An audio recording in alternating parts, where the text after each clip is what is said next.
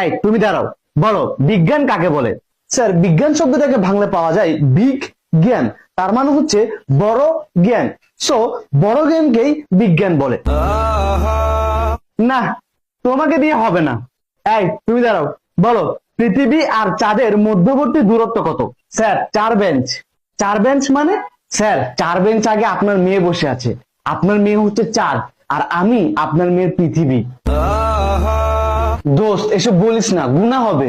Sir, এখানে আমার একটা কোশ্চেন ছিল, মানুষ যদি চাঁদে বসবাস শুরু করে তাহলে তারা কি দেখে ঈদ পালন করবে?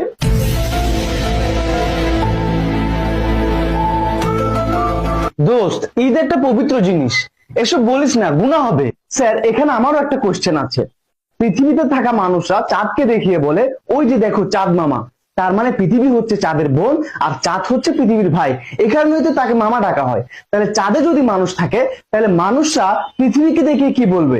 ওই যে দেখো পৃথিবী আন্টি। দোস্ত, এসব বলিস না, গুনাহ হবে। তো একটু আগে তুই বলছিলি স্যারের মেয়ে চাঁদ আর তুই পৃথিবী, তাহলে কি তোরা ভাই বোন?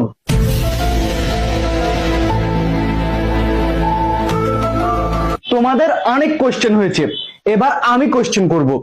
বলো, ডাইনোসর বিলুপ্ত হওয়ার প্রধান কারণ কি? স্যার, এসব বলিয়েন না, গুনাহ হবে।